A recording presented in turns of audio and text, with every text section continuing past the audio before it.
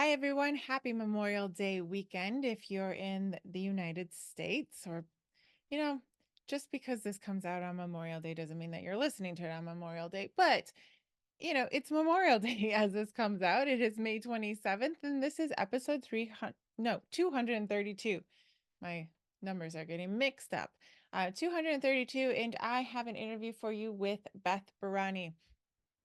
I really love listening to Beth Barany because she's so fascinated by science, which is something that I appreciate in the world, but I struggle to understand it a lot, and it's not a passion of mine, but she's so passionate that it just becomes so much more interesting, when you're listening to somebody talk about what they're passionate about. If you don't know Beth Barany, the link to her website is below, but she writes science fiction and fantasy. She also teaches science fiction and fantasy. She teaches how to write, how to revise, how to edit. She has her own podcast, which we will have the link in the show notes below. She teaches a lot of different ways to enhance your writing. And we're going to talk about another course she's coming up with Danica about marketing. And it's going to be a little bit different than maybe the other marketing classes that you guys have. But Beth is also putting on her resume filmmaker. She is actually putting together a short film, which I just find so cool. So what we talk about in this episode is, I think it can be encapsulated by saying, go out there and experiment with what inspires you and with what you're passionate about and what you want to learn. So, Beth doesn't know everything about filmmaking, but she has been in the sort of filmmaking world for about 7 years and is going to learn more about it and is in the process of putting together her own film. And I just find it really inspiring. So we are going to get into the interview. We talk about a lot, we cover a lot, and of course the links are in the show notes. So share this episode with everyone out there who who's a writer, who wants to be a screenwriter, who wants to maybe dream big and make their books into a film or a screenplay or a theater show or just a commercial or whatever it is. We talk about all that stuff. And it's mid spring, maybe we're coming to the end of spring, it's summer, it's that time to feed your creative well. So let's get into the interview with Beth Barany. There we go. Well, welcome back, Beth. I'm so excited to talk to you. We've gotten to see each other a couple times in the in Y- the last few weeks, which is fun.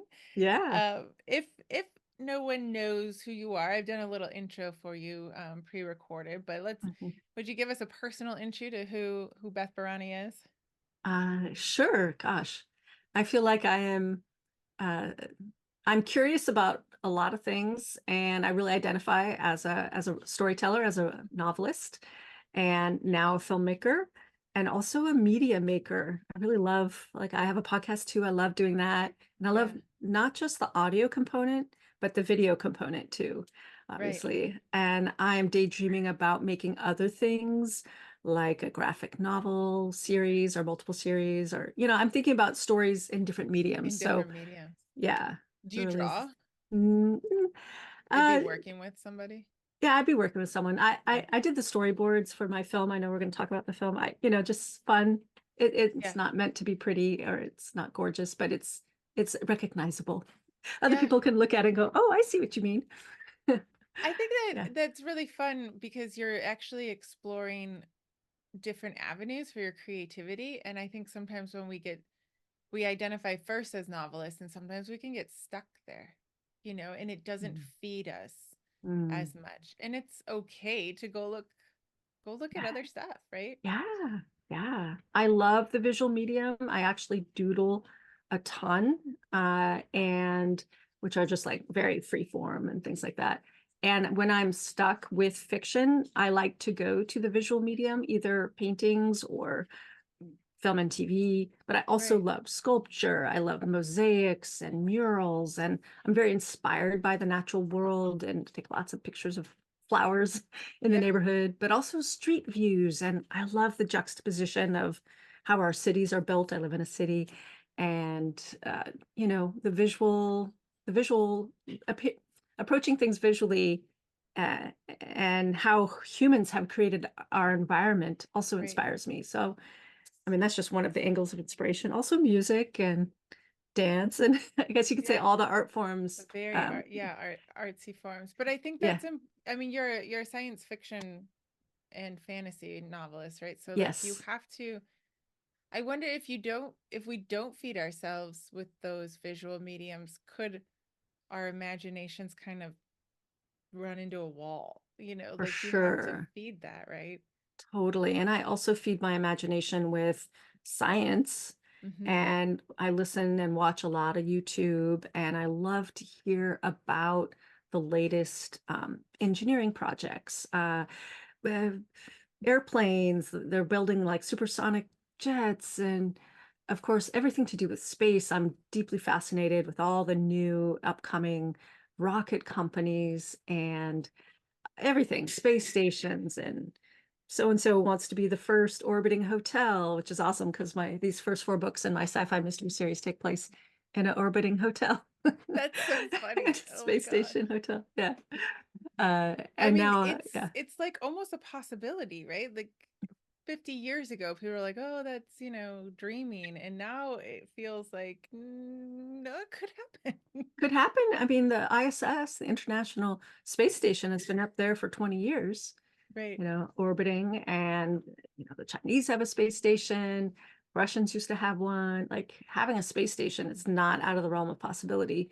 And to have one more built out that you and I could potentially go Yeah. to is coming.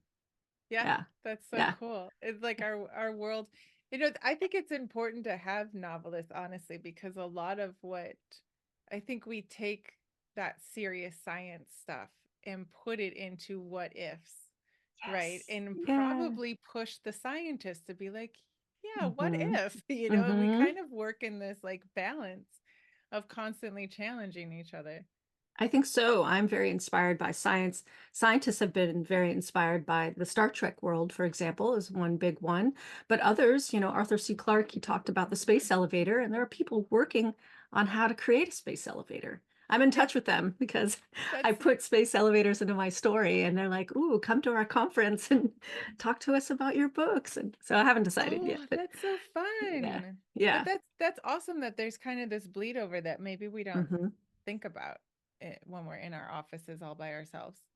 Yeah, totally. I mean, in what way is what you're creating somehow connected to what other people are doing in the real world? Because people who like this, especially the space elevator people, they want more media of space elevators so it can enter into public consciousness. There's actually the Marvel film with the three Marvel characters. I'm spacing on the name, with Ms. Marvel and Captain Marvel and Oh, that's right. Yeah, what is it? Rambo. Yeah, there was a space elevator in that movie. Right, And right. yeah, Because I feel like you get funding if it's something that people are like, oh, maybe. Like we're weird as humans. We like need to know something and then it can like permeate and then the government's like, oh, okay, maybe. Maybe right, we'll, right. I Maybe don't know. we'll That's fund my that. Yeah. theory. Yeah. This, I think there's a this, lot of interplay, right? The arts influence, right? People who are in government read our novels and then maybe like, ooh, what if? right. Or sometimes like I put universal basic income in my science fiction novels. And I did a bunch of research and experiments are happening in Right. today's world. But what would it look like if whole regions or broader had universal basic income? And I'm not the first novelist to put that into our stories. I just read a novel published maybe 10 or so years ago, or I can't even remember, but not within the time frame of the 2000s. And there was universal basic income in her novel. Right. So, the more we put it in, the more it becomes like part of the zeitgeist, and people aren't so maybe against that idea, and they Yeah. see it in different narratives and like how it could play out. And I think that's so fun Yeah. because as a reader, it captures my imagination when they do something I haven't seen before, but you wish like, oh, I wish it was like that here. So Yes, that's what I'm doing. I think a lot of us do, right? We put our wish list into our stories. for sure. Yes. And that you get to Mhm. play around with the characters and what you think a human would do, or human or non-human, how would this change? And it, like, Yeah. when you're using an experimental thing, you also have to think like, oh wait, that's right, they have this, therefore I have to think more. It's not the like natural reaction of our world now you Mhm. have to be like, how would that might affect things. It might not, but it might like affect things throughout the story and how they react or whatever. I find that like one of the most fun, one of the fun things. Like, Absolutely. how would humans react to this?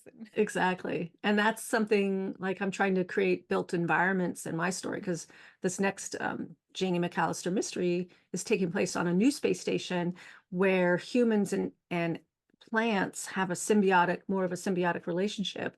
I'm still working it out, but ideally, she's going to be impacted as soon as she walks on the station. She won't know why, and she'll still slowly start to realize how much the plants are impacting her, and she'll notice how it impacts others or how people are going to be maybe more emotionally open in some ways. But Hmm. also I want the plants to be part of communications, and also it has to then be a part of the mystery because it's a murder mystery, and one of the murders happens on this particular space station, so that needs to have a role somehow. I'm still working Yes. it out. I mean, the Yes. story's written, it's in edits, but there's always these little things. This piece needs to be worked out, um, among other things. But uh, so it doesn't have just one effect or consequence. It has to have Right. multiple consequences in Right. multiple ways. Yeah. Yeah. And how does that affect whatever you've already written? So, I Hmm. mean, so that's interesting. You have it written in it's in edits, but you still have questions. And Yeah. I wonder if a new novelist or like newish, I always still feel new. It's like I feel like every book is new. But that's an interesting, I think sometimes people think they wait and to send it to edits until they have everything finished. So why do you choose to have the editing process while you're still like Well, figuring stuff yeah. out? I don't hire an editor. I use developmental. I mean, I use my critique partners to I Mm-hmm. have two critique partners and my husband who reads parts of it. Um, he is really great with continuity and plot holes, and my critique partners too. And also, yeah, because so my process is to write fast and edit slow. Okay. And um, first I edit just for clarity, and then I kind of step back and think about the macro and think about, because I'll get questions from the critique group like, well, why now? Why is the bad guy going after her now? So I have Yeah. to, it's like my subconscious has answers, but I have to excavate the answers.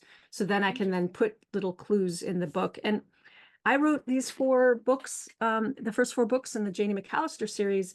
I wrote them from the perspective of the detective. So I didn't know who the bad guy was. So I know that's backwards for a lot of people. They like to know who the bad guy is, and what they did, and why they did it. And then you have your detective come in. But I like to be the detective and not know. So I Yeah. seed the stories with the setup, with red herrings or not. Like I don't even know if they're red herrings. I just seed a bunch of clues, and I put her in kind of a difficult situation in that she's high tech. She's got this ocular implant. So what if what if there were no clues or the clues didn't make any sense? So then through when I write the story, by the end in my first draft, I have figured out who the villain is and why. I make an attempt at answering why. Yeah. But it's in the edits that I do a lot of backstory writing where I figure out how they got to this place. And so it's like I have to go back in time and figure out how they got to this moment in the present. Yeah. Okay. And so I do that for like everything. That's and that uh, seems a little bit different than what a lot of people teach though. Um, yeah, I'm more on the pantser side. And that's also, I'm also a writing teacher and a developmental editor, but I really trust people's process, and I want them to trust their own process and not to be, because a lot of people get stuck because they go into the weeds, but they haven't even finished the book. So it's, to me, it's more important to put the, Okay. as one of my clients said, like the big rocks, put the big rocks in and the milestones of the story. You don't need to know every single detail about the setting, every single detail, even about motivation, because sometimes we don't always know our motivations for how we behave, right? So Right. we have to take a moment and pause and excavate, go back in time, go, oh, I acted this way because of XYZ from the Right. past. So I feel it's, if a writer needs to do that in the editing phase, why not? You know, Right. there's my stance as a writing teacher is there's no one right way to go about writing a novel. There And certainly isn't. And yeah, you might not even use the same process each novel you start, exactly, you know. exactly. But I think that's an interesting, especially if someone has a team kind of like it sounds like you have, if Yeah. you have very trusted readers and people who are Hmm. willing to look through it, Yes, um, and I willing, do. I guess, to like not have a full manuscript. But this sounds like a really nice idea for especially when you're starting out or you can't afford a full edit or you don't have a trusted editor because that's a big deal to find that editor Mhm. that's actually giving you what you want. We can find a lot of typo finders, but that's not Yeah, an editor, right? Like I need yeah.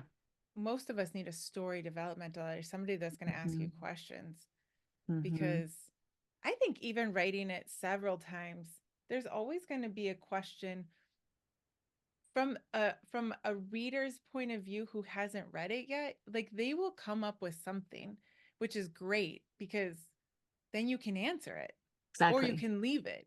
Yeah, Like, you but can be we intentional. sometimes think Yeah, we did it all. We answered it all, because we're so close to the story by that point that we're like, oh, yeah, for sure you see it how I see it. Maybe yeah. not. Maybe not. And I do have beta readers too that I've been cultivating for years that I bring in now for this next book. My goal is to bring them in when I feel the book is like 85, 90% there. Like I Okay. want it because of the timeline, and I do want to get this book out in September of this year. I need to be done. If I could hand the book off to them in the summer, like in July, that would be so amazing, which means I have to be super diligent now at really coming back to the manuscript and really answering all those questions. Hmm. And I also want to caution folks not to show their work too soon. So Okay. I used to show my work too soon, and then I would get while I was in the first draft phase. Now I've learned to only share my work after the first draft is written, and I've already done a pass or two on it, and I've kind of taken it as far as I can go by myself. Now I start to show it to them, and my critique group has seen the first 100 pages a few times, and they haven't been happy, and I haven't been happy with the opening. So I finally shared with them the new opening, like the first two chapters, just a few weeks ago, and they really liked the order of operations. And because I'm doing a lot of things, and a lot of writers might be doing this too, where you're trying to do a lot of things, I'm trying to write a mystery, a murder mystery. I've got a science fiction setting. I've got a woman who's in transition in her life, so it's kind of a women's fiction secondary Right. plot. And I have a tertiary, well, the romance is not, it's not a typical romance. It's a secure romance. So there's relationships and friendships and things that are also part of the story. So I had to figure out what's the right mix. How do I signal Right. to the reader? It's like suspense slash thriller, murder mystery, probably. We see a murder or attempted murder in the very second scene. And then by the third scene, we meet our heroine. She's arriving at the space station. And so we get the whole space station, strange, setting experience. And oh, and then I have a major subplot of her trying to redeem the name of her grandmother, who's been considered um, a war criminal, Oh essentially, gosh. or wanted for treason, really. So yeah, there's a lot going on. It's a big book. It's Right. over 100,000 words. Yeah, it's but to remember, I don't know about you, but sometimes when I have a lot going on, I'll write a scene and I'm like focused on that thing of the scene and then I'll be done and be like, "Oh wait, there's like other things going on in the story." Like it can't just be like this scene, this scene, this scene, this scene. Yeah, You're like, yeah, "Oh, I should probably answer that question." yeah. Uh, so so do you encourage people to I mean, Yeah, it is hard to find that balance of sharing too early, too late. I guess it's just a matter of like doing it and then figuring Yeah. out for you what's too early, what's too late. Yeah, and getting feedback and getting, I even had an opportunity to share part of the opening with a group of writers who hadn't read anything I've written and didn't know the story world. And I showed them maybe the first 5 pages of specifically her approaching and arriving at the space station. And they gave me great feedback. And I also got the feedback like, oh, yeah, I get it. We're in a science fiction story and she's an investigator. And okay, like they understood. Mm-hmm. So that was some confidence building. Like that was a good opening. Yeah. Um, and then I did away with that opening. I tried something else for pacing reasons. And I'm like, okay, no, that's too much because I have to front load all the things that from the other scene. And yeah, you just try a bunch of things. Right. And ultimately it comes down to like, are you as the writer satisfied with this? Yeah. Does it do what you're trying to do? Which means you have to define what is it you're trying to do. Yes. Even if it's ambitious, I am trying to do some ambitious things in this Right. book and basically set up also there's going to be 3 more books in this like quartet. I seem to write in quartets. And I did these 4 as a grouping of 4, and then now I'm starting another grouping of 4. It's still the same heroine, the same world, just we're doing more I'm more ambitious things. That also is, I don't know about you, but like the first book might be more contained, the next book gets a Right. little bigger in vision, the third book, I did that in my YA fantasy series as well, where the first book has felt super contained, single point of view, Right. this one adventure. Book 2 has like 2 or 3 points of view, longer. Book 3 is almost not quite double the size, but almost double the size of book Right. 1 and has 5 or 6 points of view. Yes. you know. Yes. Yeah, because Yeah. you change, and I think in order to keep this story interesting to the reader, it's got to be interesting to us, right? Yeah. Like if we're not interested in keeping one point of view, then we got to change it. Otherwise, why write it? Yeah. I think the reader can tell when we're bored. It's For like, man, sure. no, this Yeah. is You want to be excited. You want to push your envelope, your edge. You want to, you know, I feel like every book asks me to stretch and grow. Like you were yeah, saying, every book is a little different. And now I can see this after doing this enough times, I can see the process that I go through every time. But right, it took me about 6 or 7 books to kind of yeah, start to notice because I had friends around me who are like, Beth, you say that every time when I would say, oh no, I don't know what to do. My story sucks. And they're like, are you like 2/3 of the way through writing? And I'm like, yeah. And they're like, Beth, you said that last time. And I'm right. like, oh, thank Oh, you. that's right. That's right.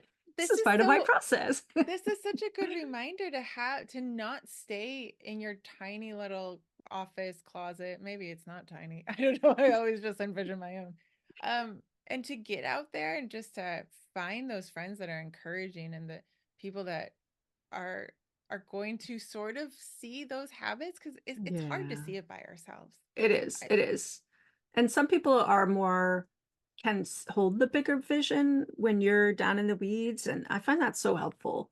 And yeah, that's why I have an ongoing critique group now well, I've been in one form or another of a critique group my whole novel writing career. I mean, right from the very beginning. And this group I'm in now for, gosh, 20 years almost, something like that. And my okay, husband actually, I met in my very first critique group, and we're critique partners and that's give each fun. other feedback at all the stages. And just, we've trained each other well. This is good. You need one. I need to get me one of those. Yeah, My guy's it's really finance, so he's always like, okay. "Let me know if you need like numbers," and I was like, "I don't actually." No numbers in the book. There's no numbers. I'm always Yeah. like, "Could you acquire this like business if you had this?" And he's like, "Yes, but no buts. Just tell me yes, because it's like a subplot. Yeah, Like yeah, that's all I need. Like I don't need anything else." yeah. But I like because I think some of us, well, I've just talked to a lot of writers of it, and I think a lot of people think that you're supposed to grow out of writing critiques, or they're scared to go to writing critique groups. Uh, It can take sometimes a lot to find the right one. Yeah. kind of depending on where you live and what your physical Hmm. abilities are, whatever. I mean, I think it's great that one good thing about COVID is a lot more is online. So it's more accessible to find, join one in Seattle if you live in Houston. Um, Exactly. In but fact, my two critique partners sometimes I mean, one lives out of state all year round. Well, most of the year, and then will come here to the San Francisco Bay Area. The other critique partner lives near me, but when we're all meeting together and one or two of them are out of the area, we meet on Zoom. And of right, course, during COVID, we met on Zoom. right. And sometimes all three of us are in three different states and, Yeah, and we'll meet. So we all agree that it's important for our stability as writers. And I guess that's what you need too, is people who are part of that agreement, who are long-term committed. And now that I'm moving into screenwriting, I'm reaching out to find a yeah. screenwriting group because I need to work. Oh, cool. I have much less experience on screenwriting, and uh, I need help and Is it feedback and people to poke at my is work. it very different? Oh, I've heard that it's like mostly dialogue, and then yeah. is that true? Yeah, It's like mostly dialogue with action. You want to show you want to show people sometimes reactions, but also how they move through space. So it's like writing a story from omniscient perspective, where okay, there's no interiority. So you got to take out all the inner thinking, inner thought, although you can sprinkle a little bit into scripts, but imagine the camera is just showing what people are doing okay, and then decide, depending on whether you want a close up or a medium shot or a wide shot, you can describe a scene with that in mind. Like, you could say the sun came up over the valley, illuminating the swaths of grapevines budding in the early spring. Right now we have this idea of a wide shot, and then you okay. could say, the worker uh, was pruning the vines, and not where he was supposed to be. Right, so you can put in a little authorial voice, but now you got a sense. Now we're zoomed in on somebody. Oh, You okay. know, the butterfly landed on the curly rose, right? Like, okay, now we're even close up. So how you describe, you're telling the camera what the camera is showing. Yeah, Okay, so then like the cameraman, the actors, everyone sort of has an idea of where things are starting, and then that's yeah. interesting. Well, And then you okay, so storyboard it. so you're writing a script, but tell us, tell everyone what you're doing. Okay. So what I'm doing is I am making a short film about my heroine, Henrietta the Dragon Slayer. I've written a trilogy about her, and I just want to showcase for those on video a little sticker that we have coming That's for our awesome. Kickstarter. I know we're going to talk about Kickstarter. We just did a test run on the stickers that our designer did. So I wanted to write more stories about Henrietta the Dragon Slayer. I have the three books, and I'm like, okay, now what? So I wrote a Yeah. script. I wrote a pilot script, a 30 Okay. minute like pilot a TV show, and I have an idea for the whole season and maybe more seasons. And that was like 7 years ago because I've been dabbling in understanding filmmaking for about well, longer than that. I've been wanting to be in filmmaking for quite some time, but I started about 7 years ago volunteering at a film camp here in Oakland that's for teen girls and non-binary kids who want to be in film, who want to either learn how to be a cinematographer or costumes, or they don't know, they just think it's interesting. So this Mm, film camp in 5 days, these teens learn how to make a movie, and they don't just learn, they do it. They okay. write, figure out the costumes, the setting, and they In 5 days? in 5 days they make like a 5 minute movie. It's Yeah, but still. amazing. It's amazing. Yeah. And then they have advanced camp. I think it's 10 working days, and they'll do a more sophisticated short film in 10 days. So it's so amazing. They are doing everything, sound, slate, keeping track of the shots, the shot list, acting, everything. And they rotate often, and directing, a Okay. cinematographer who's holding the camera. Often they will rotate so they all get the roles. And then the adults were there just to be consultants, like in my case, a story consultant, and to be with the teams as they go around the building where the film camp is happening in downtown Oakland and do their shots and get organized. And the adults are like, okay, in 3 hours, you need to be done so that we can move on to the next thing tomorrow. And remember, you're editing this on day 4 or 5 or however it is. And then they have a film festival, which is super Oh, fun. that's so fun. Yeah. So I've been involved with this camp for 7 years. It's called Real Stories, REEL, founded by a woman who used to work at Pixar and who would often be the only woman in the room. And she's like, Yeah. so we need to train the next generation. And this film camp is now part of a greater nonprofit called Bay Area Video Coalition. And my crew, so I decided this last summer to find out what would it take to turn my script into a film. So I was at the film camp and I asked one of the coordinators, in fact, the head coordinator who runs the camps, I said, what would it take to turn my movie into a film? And she's like, well, let's do it. And I'm like, what? You want to do You it? didn't It's answer my question. sight unseen. She's like, let's make a movie. Because all these young people who are now in their 20s, some of whom had done the film camp in their teens, Okay. and some have gone to film school, some have helped on real sets and films and things, short films, student films, college films, but also productions that are not just college films, and they want experience. Okay. So Yeah, makes I sense. decided with them, yeah, to go ahead and do this, and we just started meeting. And long story short, I started reaching out to the founder of Real Stories, also the one of the people who runs Bay Area Video Coalition and networking. And long story short, we ran a successful Kickstarter Yeah. just recently in the spring. We raised over $4,000, which was way above what we thought we could raise. We wanted to Okay. raise $500. Kickstarter's all or nothing. Yeah. You set a goal, if you don't raise that money, you've not succeeded and you don't get anything. And so I knew, because I'd run one previous Kickstarter for one of my novels, that a low goal was good. So we just set it the same, $500. We succeeded. I raised $500 in one day. It was amazing. Yeah. And That is actually so in less cool. than 24 hours. Yeah. Yeah. And by the time the whole Kickstarter was over, I set it for 32 days. I don't know why I did that, but 32, because you do it any time, up to 60 days even. But we did 32 days.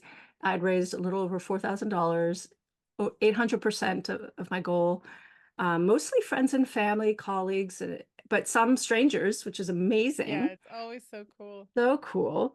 We're giving away fun things, where people get rewards like the stickers, bookmarks for the trilogy. Some people have bought the trilogy as an add-on, the physical books, giving away ebooks, but also giving away things like we're going to make a behind the scenes. We're going to do interviews with actors and the crew. We've already started on that. And uh, people for $50 and up, people are getting a screening of the film next year. So we just put the due date for the film next year because I have no idea how long it's going to take. Next So year. next year. And it's a lot. It's a 10-minute short film. It's meant actually to be technically the teaser of my Okay. TV pilot. It's meant to be Okay. that opening action thing. And Yeah. there's yeah, so I've storyboarded the thing. We have actors now. We ran auditions. We have 2 actors. We're just starting scouting locations. We're getting our costuming together. So many moving parts. It's amazing. It's very cool. I mean, I think that when you say film, it's just like, oh my gosh, how many different moving parts. I mean, you have experience, so I think that already gives you, and people, so maybe just me and DC being like film, like that would take Right. so much longer. Um, but as far as like, why did you decide to do Kickstarter in with this creative project? Because like, I don't know, what does it cost, or how much time does it take, or Okay, so Kickstarter itself doesn't cost anything to launch, to run. I mean, it takes time. yeah. But so I didn't do this out of the blue. When I ran my Kickstarter for the fourth book in my Janie McAllister series, Red Running Deep, that was 2 years ago, right before this book came out. I had been studying how to do a Kickstarter with Russell Nolte and Monica Leonel, who now have a book, Kickstarter for Authors, and all these wonderful educational programs. And I had bought their class and I would sit in on the classes, but also There's a Facebook group where you could learn and ask questions. So I spent about 3 months studying all that material, making decisions, figuring it out, because I had never done a Kickstarter for Right. my novel. And what I found out is if you have any experience with direct sales, and I know you do, Kat, a Trying. Kickstarter is a form of direct sales. Yeah, it And is, except that that's but it. it's definitely different than a typical book launch. Would It you is agree? so different than a typical book launch. Yes. And many people use it to launch and find their super fans. I don't know if Mm, I'm there yet. I feel like saying with the book Kickstarter, it also was friends and family. And I raised, because it was new, I set a $500 goal and I only ran it for 2 weeks.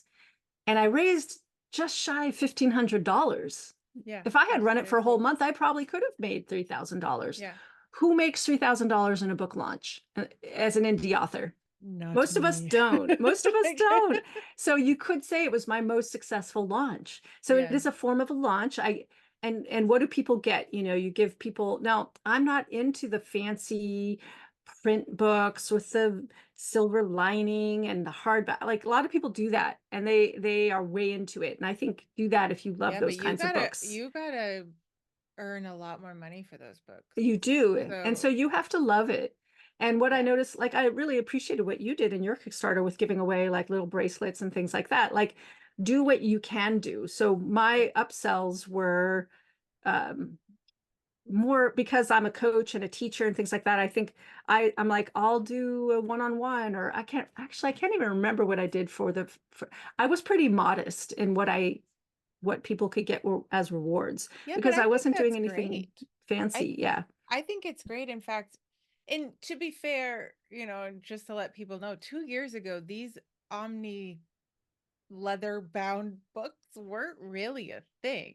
Brandon Sanderson was just becoming he had just broken Kickstarter and, Well, is let me breaking tell it more. you exactly. I launched without knowing on the same day Brandon Oh my Sanderson God. launched. And the first hour of my launch was nail biting because nothing was happening. And I'm like, Because oh it's no, what broken, literally. exactly? I didn't know until maybe half the day had gone by. And then I'm like, oh, that's why I had that hiccup. And I just felt like I launched into the void, Yeah. and I knew, so Brandon Sanderson this year in 2024, he launched on BackerKit, which is becoming a rival to On the same Kickstarter. day that I No. launched on Oh, on the same day Kickstarter. you, let's see, I kind of heard that he was coming out. I'm like, I am not doing anything on the same day Yeah, he didn't is. even pay Oh attention. no. Well, and it's So okay. We're different. totally different. Yeah. It's a help and a hindrance, like it is and it isn't. It has become more than it was. Yeah. Like that's very vague to say. But I mean, for anyone listening about Kickstarter, like what do you like about it?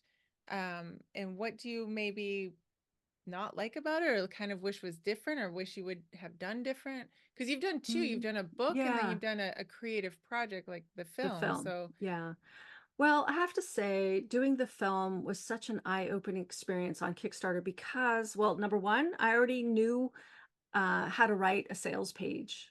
I okay. could look at what I had done last time and I'm like, oh yeah, I already have also all the parts for marketing this film because I had already put together a pitch deck. I'd worked on my log line. I was starting to go after grants. So I had bios for my team and I had Right. thought about the why of the project and why now and why it's so important. And people had asked me in the grants like social impact, and so I had Okay. all this material. So I would Which is advise very anyone, helpful. so Yeah. helpful. Oh my God. Because the first time you think about marketing your novel can be so hard because Yeah. writing a book is different than marketing a book. Right. So I would really advise anyone thinking about doing a Kickstarter for their book is to take your time and gather all the marketing bits, Hmm. the one line description that goes with the title that goes at the top of your page, the one paragraph, the listing of all the tropes. And so I knew this was coming and I had listed all my tropes out, Yeah. and um then also why now. I had been asking the question why Henrietta the Dragon Slayer since book one, which was back in 2011. So I've been thinking Right. about the importance of my project and why it's personally important to me for a very long time. Okay. But that's not always easy to answer, Yep. especially if you're a new writer or it's a new project. You're like, why? Yeah, why am I motivated to write this? Why this story? Yeah. And it's taken me some time to articulate that for the Janie McAllister. But over time, you get better at it, Hmm. and when you share it with others and test it. So I Yes. believe in testing the marketing bits way in advance. Okay. And then I studied, I went into the Kickstarter for Authors group and I'm like, I'm going to do this for my film. Any other filmmakers that you can recommend that I should look at? And so I spent an afternoon, like 3, 4 hours, analyzing other people's Kickstarter pages for film, Mm. noticing what I liked, noticing what their rewards were, because I wanted to get some ideas. And then I have to say, the biggest difference in doing a film versus doing a novel is that I already had a team for my film. I've been building my team since last summer.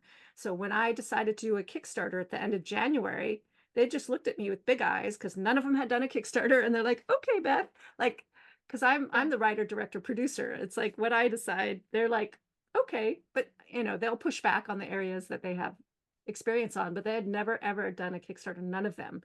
And even a $4,000 film project is the biggest budget they've ever seen on a film for them, Right. and for Right. me too, because I've never done one. So, Yeah. um, Yeah.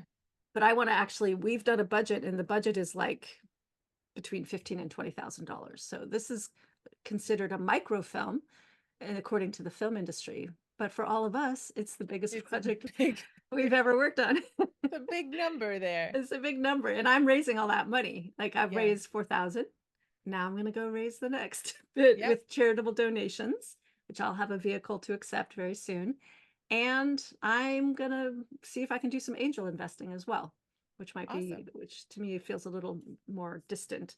But because I have a team and I have been wanting to work with a team for a very long time, I am in seventh heaven. Like Yeah. I am not alone. I Yes. don't I don't have to make all these decisions by myself. And I am working with the capacity of these people who are all volunteering their time right now. The only Hmm. person there's just been a few people who are absolutely going to get paid for sure, because I've told them, like the actors. And I have someone designing a poster. We said, okay, this is our budget. And she said, Hmm. okay, and we're going to hire some other people. And actually, already have an editor lined up who also, we said, okay, here's the budget for that. Right. And I have my husband working on the project, and he'll be happy. We have a budget for him because he's our music consultant. That's right. You And got to have music. we There's have to so have many music. things. Yeah. Yeah. You Oh, can't have and just a silent sound film. effects. We have someone who wants to do sound Yes. effects. We have our costumer. We have our props person. I Yeah. have an assistant. Well, she's now become basically my co-producer, co-director, who I turn to for everything. Yeah. And I have advisors. I even Okay. found, so I've been networking in the San Francisco screenwriters community, and I found someone who agreed to be like a consultant for me, who's Mm. been worked on some big films and done some, anyway, he's connected to some big name people. And Very that cool. he's like, what do I have to do? I'm like, just answer my questions. That's Yeah. all. That's But all. a lot of people have come, like, I'm actively seeking like women who are producers, and there's a women producers network. I'm actively asking to be connected. So Yeah. a friend of a friend who's in the Producers Guild. I'm hope to talk to her. And I've talked to people who've been behind the scenes on films, and talked to people who've done documentaries and fundraising for that. And yeah, so I'm just doing a massive amount of networking, Right. um, and loving it That's tremendously. very cool. Yeah. And I think like even we can take this into novel writing too, of like if again like circle we are alone so much, but we don't Mm. have to be. Like we kind Yeah. of choose to be as writers, and then we Yeah. complain about it because it's not great for our mental health. But like we really could ask for help. We could Yeah. ask for consulting. We could Yeah. become part of groups, right? We could, Yep. maybe if you don't want to do a Kickstarter by yourself, you would learn a lot anyway putting one together with other people, Right. like Right. um And yes, that's part of this community that Russell started. And now another author, Andrea Lawson, is built also a Kickstarter for authors community. Is so helpful. She does consultations, teachings. She's got her book. She's got the Facebook group. And so You don't have to do it alone at all. Right. And in fact, I'm thinking about how do I make my fiction Kickstarter launches as collaborative Right. as a film? It's harder though, because I really am the main decision maker on Yeah. 99.999% of Yeah. everything. But so I've been already in the past, I have beta readers. I ask my readers for input on my covers, Hmm. but that's about the extent of it. And um, so I Well, haven't it's really about like developed that. questioning again, like Yeah, you said, on everything. Like, exactly. how could I make this different? How could I? Yeah. And I wonder too if we don't spend enough time sometimes, because we feel like life goes too fast. Like, oh, Kickstarter, everyone's doing Kickstarter, therefore I must do Kickstarter yesterday. And it's like, No, no, no. in fact, it's one of those things, everyone says all the big names. I'll just say that. I don't know what that means. All of them say, your book launch should be like 6 months. And I think sometimes we feel like that's craziness, like, and what do I do for 6 months? What I liked about Kickstarter is it forced me to sort of do that 6 months, because I think part of that is just asking yourself, like you said, why this book? Why would Mm-hmm. you read it? Yeah. Why do you care? Why do I Mm-hmm. care? Why does Right? anyone care? Why does anyone care? Yeah. And I I saw in don't your know. Kickstarter, you have these beautiful like memes, an image of the main character, plus some descriptions like who that person is, what drives them, and their goal. And I thought, oh, that is so cool. Like working with having all that preliminary material and then taking it to critique partners or Mhm. trusted beta readers. Or I actually have a group of friends where we got together, we haven't for a while, but we would get together and talk about our blurbs. So there are Yeah. people I can go to and say, here's the blurb, here's the trope list, here's the why, right? All the marketing material. Because marketing is so hard, I Yes. now start building on it as soon as I can. And I like getting Really? feedback. Yeah. I Okay. actually built it into the brainstorming process. And I Okay. teach that and I do it for Yeah. myself. I write a stupid elevator pitch as one of my early parts of my brainstorming, just to start going and Before you're writing exercising. the book, or like as Mhm. you're like in the very beginning. Early in the So, very beginning, and the tropes, and like what the tropes are that are kind of percolating inside of me, okay. and all the things. Like if you front load that stuff in the early days, and even I also ask and answer why this book all the time. It's kind of part of my own creative Hmm. process, because it's easy with day-to-day life to forget. And if I've taken a few days off from the book, I have to go, okay, now why am I writing this book? Right. Why am I even caring? Why? Yes. You know? And I think that takes away a lot of stress. I mean, so you and Danica it's Danica, right, that you're doing the Yeah. marketing with? So Mhm. you're thinking about putting, or you are putting together a marketing course. Is that part of Yes. that? It was like teaching them, and because waiting until the end of the book, like, I mean, do whatever you So want, hard. y'all. Yeah. I've done it all. Yeah. But it is a lot, because I think Yeah. you feel like it should be done. Yeah. Like it should be over and I should be able to like move on to sell, but you actually can't. It's like a good 6 weeks of work if Easily. you haven't done it. Yeah. And that's if it goes really well. Yeah. I mean, Like, I spent 3 months learning how to run a Kickstarter before I ran my first Kickstarter. Give yeah, yourself time. yeah. Yeah, the Because you'll still have to learn stuff in the oh, middle. Because totally. I was like, oh, I'm gonna give myself time because Beth told me to give myself time. Everyone Oh, tells it me to did give good. myself time. And I'd listen this time for once in my life. Uh-huh. And even still in the middle of the Kickstarter, those graphics came from somebody asking, who is this person? Because they didn't want to read my Yeah. landing page. And I thought, okay, Hmm. let's go say it in a little blurb. So Yeah. it's wonderful and yet stressful, right? So It like, is. It is. Yeah. so but talk to us about this heart-centered marketing that you're putting together. Yes. Yes. So, um, heart-centered marketing for fiction writers, how to keep your author presence visible between launches. So we weren't going to necessarily talk about like the nuts and bolts of how to put together a Kickstarter, because that's Right, something else. But right. we want to talk about how can you show up Mm, between books to your to and be a presence as an okay. author who writes, right? And it could depend on your goal. Like I'm always list building personally. Hmm. So we're going to talk tactics. What are some of the things you can do that aren't social media? But we also are going to talk what is really important to you? What are your Mm, values? How do you want to show up as an author?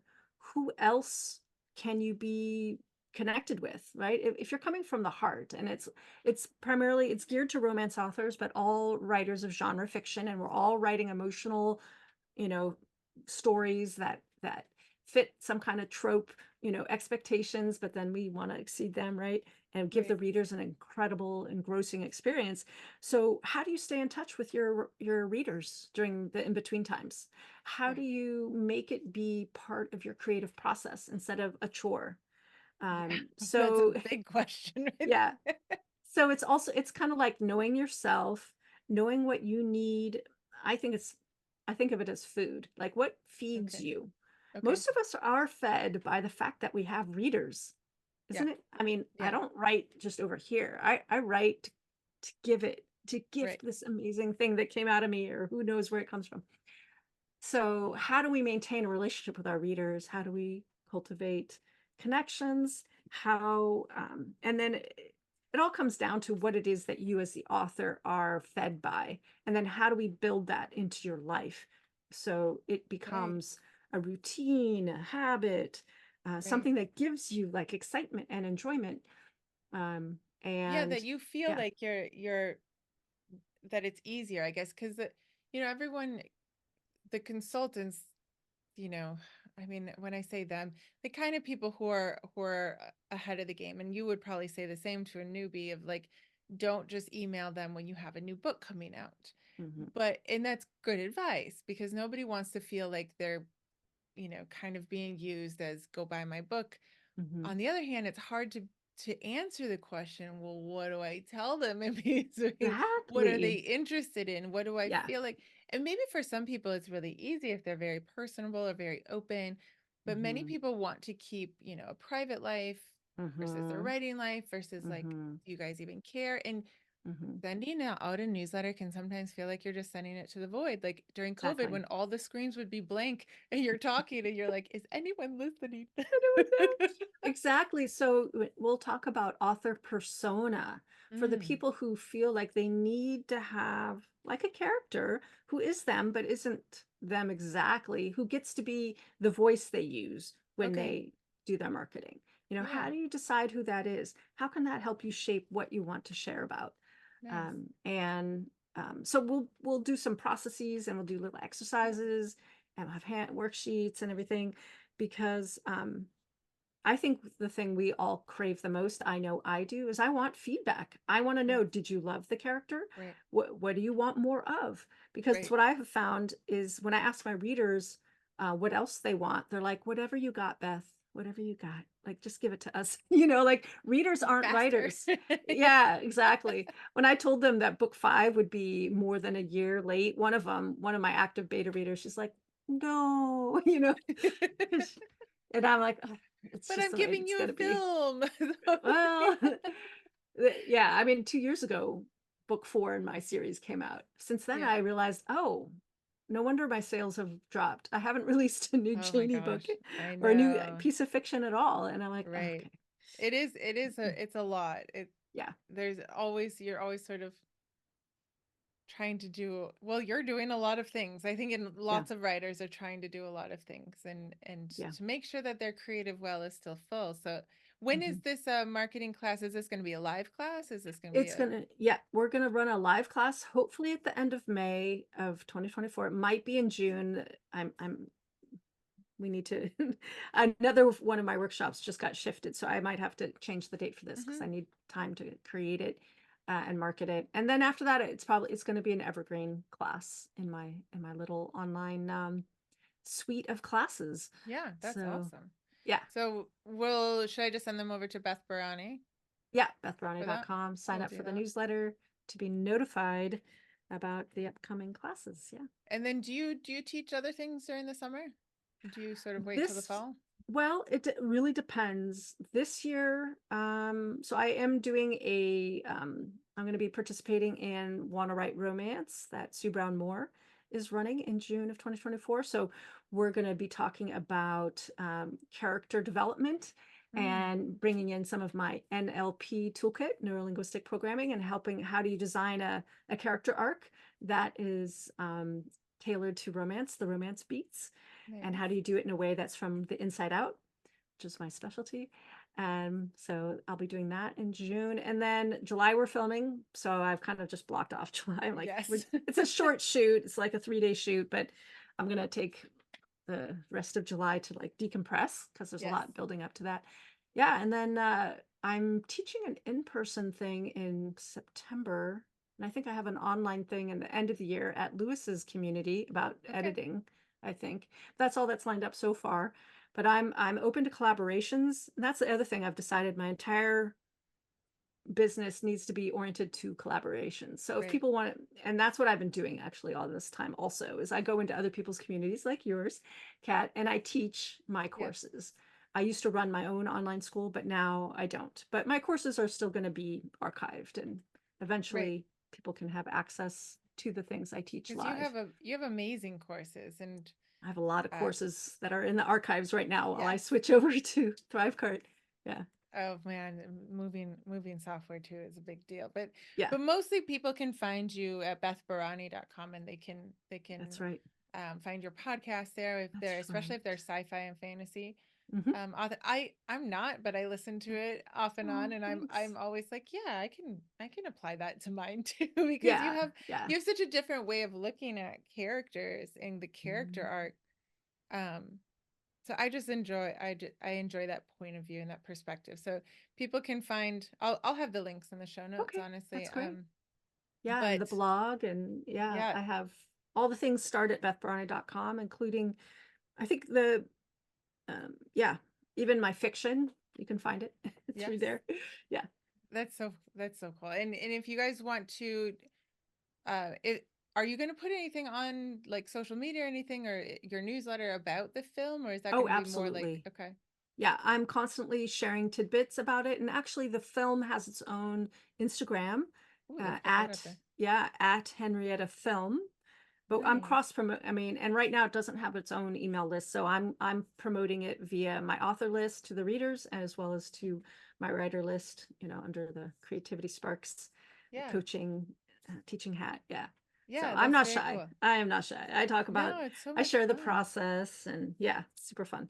I mean, how else can we be inspired to like whether somebody wants to do a theater show or I don't know, anything. I can't even think of all the things that we could do, write a song, whatever. Mhm. I think we get inspired by, oh, somebody else did something different. I want to Yeah, do that too, like I mean, telling a absolutely. story can be done through many, many different mediums. Um, so I think it's fun that Yeah.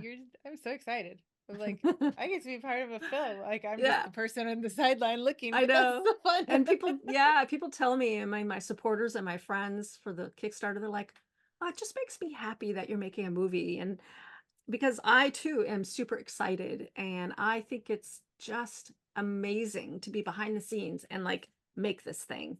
And I've written enough novels and nonfiction books to know that first you got to go through the muck for a long time before you get to that polished, beautiful thing. And I'm so willing, like, let's make it messy. And then I know that my editor and I have a good editorial eye, though I don't know the technical aspects of editing a film. We have a lot of post production because we have a monster. It's like, it's going to be awesome It's because gonna be I so also fun. trust my team. Yeah, Everybody wants a quality thing, and we're of going to course. do the best we can. And I'm getting lots of great advice from all kinds of amazing people out in the world. And it's super fun. And I just have to say, if anybody listening or watching wants to make a film, you can. Yeah. With your iPhone, you can make a film. Yes. There's with Canva, you can make a film. Like the tools of production are in our hands today, not just with books, which is awesome, but also film and other mediums as well. It's incredible. I'm Nothing has to stop us. Just know how, and you can Yes. learn. You can learn how to do Yeah. that. And like you said, like people are willing to answer your questions. Like it just really takes the willpower to ask. Exactly. Like, and if somebody says, no, I won't answer your question, go ask another person because That's there's lots right. of people. No one holds just the one answer in That's this right. world, And no right? one has said, no, I won't answer your question. People have said, I don't know. And I'm like, Right. okay. And I just move And then on you to the just next ask. person. Yeah. I love it. I love Or, it. but also you don't know until you ask who knows what. It's so So true. it's amazing. And yeah, there's so many pieces to making a movie that it's, oh my God, it's so much. It's Let's not exciting. overwhelm Beth right now, but it is Well, exciting. I think yeah, step by it's step. it's just like anything. If Yeah, anyone has any sort of idea, like you said, we can do it. yeah, Then just go do it. yeah, Summer's coming. It's like the moment of it's springtime. It's yeah. find that new idea and go do it. And you're so inspiring to the rest of us. So Oh, I think it's and awesome. I know a lot about how to be scrappy and how to work with what I have. Yeah. And, and if you just work with what you have and you ask like, well, how can I do it given what I have and my know-how and my experience and who I know, then then you can do it. I love If it. you show up and do the work, and I would have to say with the coaching hat on, like you have to be willing to fail. You have to be willing to for it to be messy, that you don't know, that it isn't very good, and do it many times. Yes. Take two, take three, take 100, take 95. Yes. You know what? Because they never show us in Hollywood all the messy. Oh So no, no, they just want us to like believe that it just came out of thin air, and that's probably not true. it's I'm not gonna true, say it's and not true. it's not true. And same for fiction. Like I get a lot of writers who come to me really upset that their first drafts suck, and I'm like, well, they're supposed to suck, really. So finish it, and then Yep. we'll talk about editing. Then we'll talk about it. Then we'll Then we'll talk. talk about the 20th That's version right. That's down the right. road. Yeah, I don't know Exactly. how many edits you do, but I do a ton. A ton. I can't even count them. I lose Like track. Yeah, I lose I have track. no idea. I have no Yeah. idea. At some point I do clean the computer out and go like, well, all those need to be deleted. You Like, delete things? I never delete oh my old gosh. versions. Because there are, you could mess up one day and work on the version that you go, Well, oh wait, I think I took this part out. right, I hide all the previous versions in a folder called X hyphen drafts. I, so I'm only the most recent draft is all I see.